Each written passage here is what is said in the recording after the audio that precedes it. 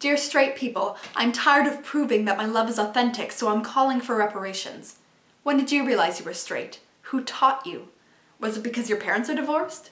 Was it because your parents are not divorced? Was it because you sniffed too much glue in the 5th grade? Dear straight people, why do you have to stare at me when I'm holding my girlfriend's hand like I'm about to rob you? Dear straight people, you make me want to fucking rob you. Dear straight allies, thank you, more please. Dear straight bullies, you're right. We don't have the same values. You kill everything that's different. I preserve it. That was an excerpt from Dear Straight People by Denise Frohman, a poem that highlights how I and many of my friends feel about how trans people and people of marginalized sexualities feel about the way we are perceived by straight cisgender people. This message could be sent just as easily through a prose speech, through a song, through a vlog, through a metaphor in a story, but poetry is something different. Poetry is so important to me. It's life and death and lyric and song and rhythm and repetition and passion and fire, and without it, I wouldn't be the person I am today. Alexander Pope once described poetry as the best words in their best order, and I truly believe that. Poetry and words are just linguistic magic, a way to cast a spell. You see, so much can come across in a simple haiku just by ordering the words in a certain way.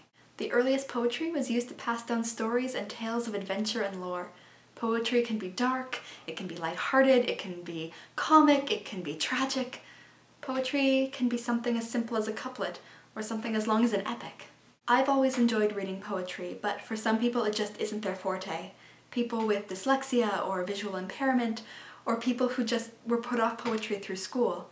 There are a lot of different forms of poetry out there, but to people who have been having trouble loving the art form, I would recommend slam poetry. Spoken word poetry has existed for centuries, but slam poetry is a relatively new art form that focuses on performance, movement, and word choice in order to create emotional and often political poems. Not only can you hear the words spoken aloud, but you also have the chance to feel what the writer is feeling. You can see them breaking down after an emotional moment.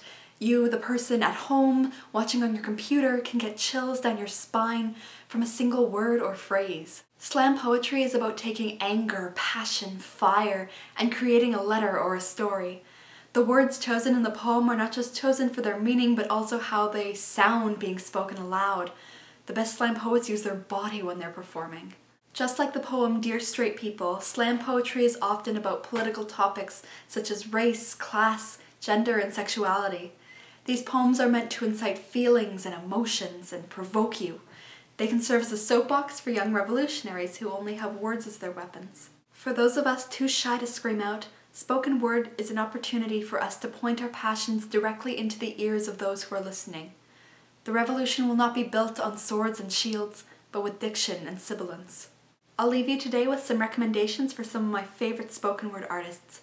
I recommend to you 21 by Patrick Roche, Birthday by Andrea Gibson, Lessons on Loving a Prophet by Jeanne Verlee, Shrinking Woman by Lily Mays, If I Should Have a Daughter by Sarah Kaye, An Origin Story by Sarah Kaye and Phil Kaye, 10 Honest Thoughts About Being Loved by a Skinny Boy by Rachel Wiley, OCD by Neil Hilborn, Kaye and Laptop Love by Ian Keteku. I'll put links to these in the description along with the YouTube page to Poetry button, which is a goldmine for incredible and powerful poetry.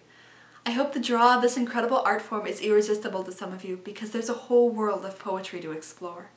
As always, I'm Jeanne of Les Amis de l'ABC, and I thank you again for watching.